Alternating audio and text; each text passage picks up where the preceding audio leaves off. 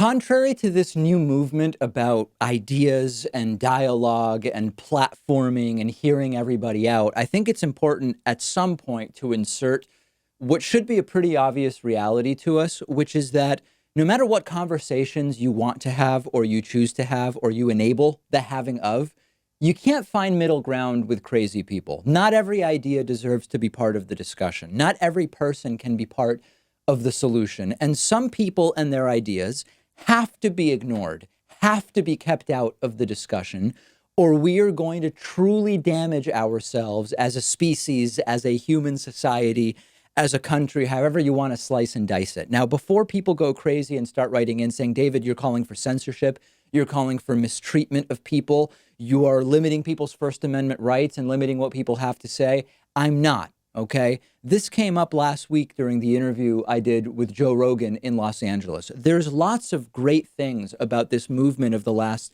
several years that says it wants to hear all ideas and it wants to figure out what's best and have in-depth discussions with people from all sides of the political spectrum. That's great. Okay, I've been doing it for 10 years on the show. Dialogue is good. Discourse is critical to human advancement. A diverse range of opinions should be heard and considered and evaluated when we are trying to figure out as humans what is best for our future and what's best for our societies.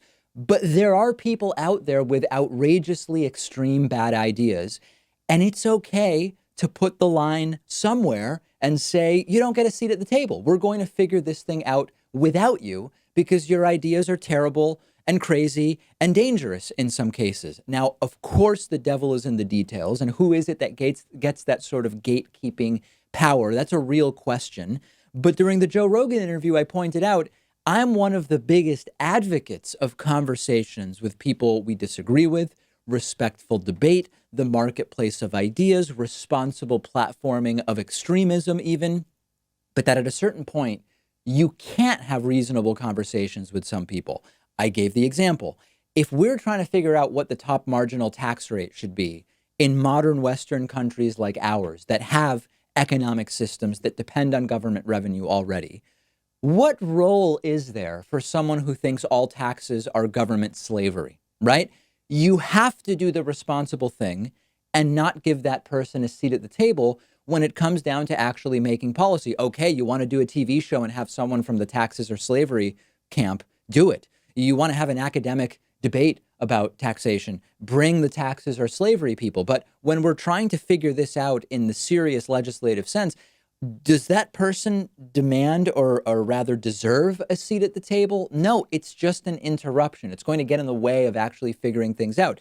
When we're trying to figure out the issue of it being legal still now in 2019 in a bunch of states to fire people based on their sexual orientation, real or perceived sexual orientation, should a lawmaker or a voter who believes that gay people should be put to death have a seat at the table in that conversation? No, it would be irresponsible. It would be ridiculous to give that person a seat at the table.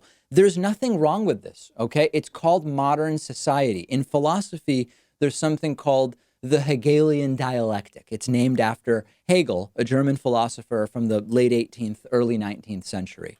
And the basic idea of the Hegelian dialectic is that the process of change comes from the process of figuring things out, maybe is a better way of saying it. It comes from a thesis and then an antithesis or an antithesis, and then a synthesis of the two into some kind of path forward. The underlying idea is that we're constantly merging opposed ideologies that will get us closer to an ideal or a solution or perfection of some kind, to use a utopian idealistic term.